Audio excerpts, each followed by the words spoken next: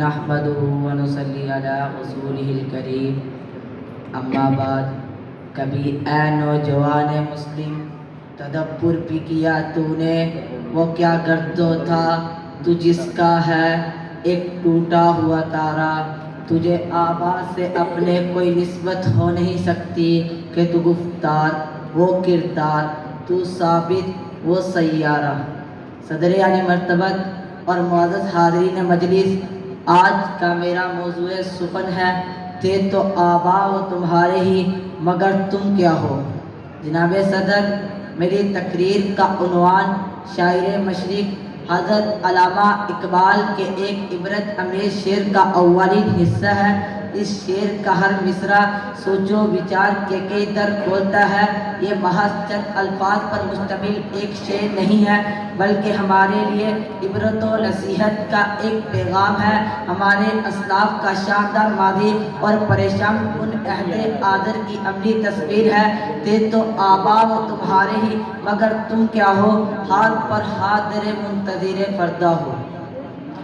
جناب صدر، علامہ اقبال محض لفظوں کے سوداگر نہیں تھے بلکہ ان کی شاعری ایک انقلابی شاعری تھی۔ ان کی شاعری کا مقصد بے امیتی کے تلسم کو توڑ کر امت مسلمہ کو عمل کی شاہراہ پر گامزن کرنا تھا۔ مسلمانوں کو کھوئی ہوئی شان و شوکت یاد دلانا چاہتے تھے۔ نوجوان مسلم کو جرأت و بہادری، علم و حکمت، غیرت و حمیت کے اسباق پڑھانا چاہتے تھے تاکہ ہمارا مستقبل ہماری ماضی کی طرح شان و شوکت سے مزین اور تابناک اور روشن ہو جائے۔ علامہ اقبال ہمیں خواب غفلت سے جگانا چاہتے تھے۔ وہ مستقبل کے حالات سے نمٹنے کے لیے امت مسلمہ کو تیار کرنا چاہتے تھے، کیونکہ وہ جان گئے تھے کہ آرام قدوں میں نرم بستروں پر سوئی ہوئی امت کس قدر غفلت کا شکار ہوتی جا رہی ہے۔ ان کی شاعری چیخ چیخ کر کہہ رہی ہے، اپنے عالم کے امین ظلم کی بدلی چھائی، خواب سے جاگو یہ دادری سے آواز آئی، ٹھنڈے کمرے حسین محلوں سے نکل کر آؤ، پھر سے تپتے ہوئے صحراؤں میں چل کر آؤ۔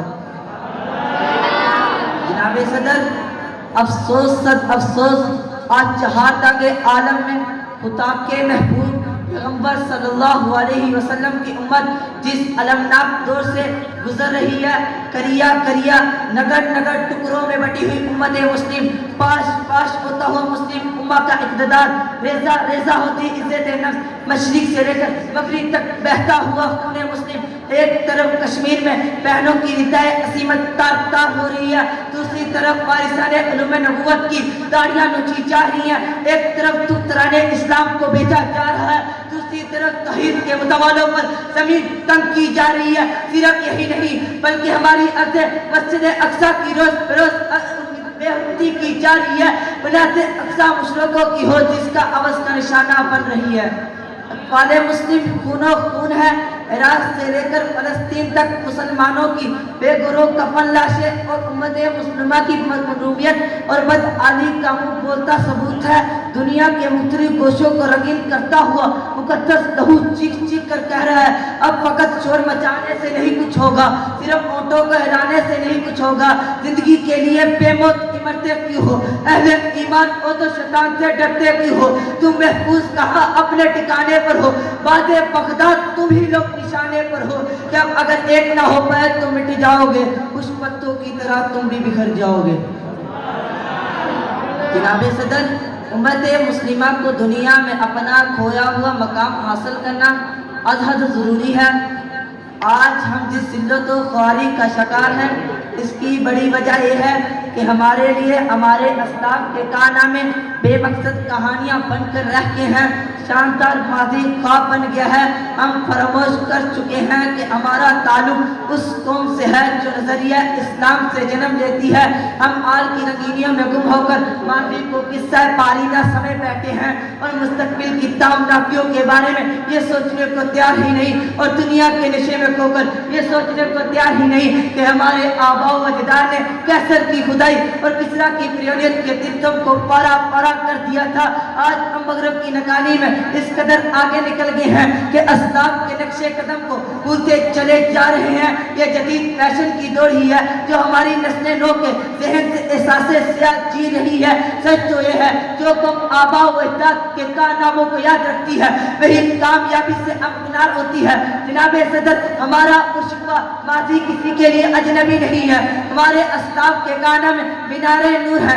آئے آج ہم تاریخ کے اوراق کو پلٹ کر دیکھتے ہیں کیسے عمر فاروق کی دہشت سے کیسے وہ کسریٰ کے ایوان لرزے تھے، کیسے خالد بن ولید کی یلغار دشمن کے قدم اکھاڑ دیتی ہے، کیسے حیدر کرار میدان جنگ کا پانسا پلٹ دیتے ہیں. ایک 16 سالہ بدر بن مغیرہ جس کو شہید کا لقب کس نے دیا، وہ کیا اسباب تھے جن کی وجہ سے ہمارے اسلاف نے علم و حکمت، جرأت و بہادری کے جھنڈے گاڑ دیے. جناب والا سچ تو یہ ہے کہ دیا تیز تند ہواؤں کا مقابلہ تنہا کرتا ہے. اس کی استقامت و شجاعت ہی اسے روشن رکھتی ہے. ہمیں ضرورت اس امر کی ہے ہم نسل نو کو استقامت کی گھٹی دے کر حکمت و دانائی کے زیور سے آراستہ کر کر ایک بہادری اور شجاعت کی سواری میں بٹھا کر صبر و ہمت، عزم و حوصلہ کے ساتھ اسلاف کے بنائے نقشے قدم پر روانہ کریں تاکہ ان کا مستقبل تابناک ہو سکے اور تبھی ہم اجساد واحد کی عملی تصویر بن پائیں گے اور دنیا کے افق پر ایک مستحکم قوم بن کر ابھریں گے. سارے غم سارے گلے شکوے بلا کر اٹھو، سارے غم سارے گلے شکوے بلا کر اٹھو، دشمنی جو بھی ہو آپس کی مٹا کر اٹھو، کفر بھی تم توڑے ٹوٹی ہوئی شمشیر کے ساتھ اگر تم نکل آؤ نعرے تکبیر کے ساتھ. آخر دعوانا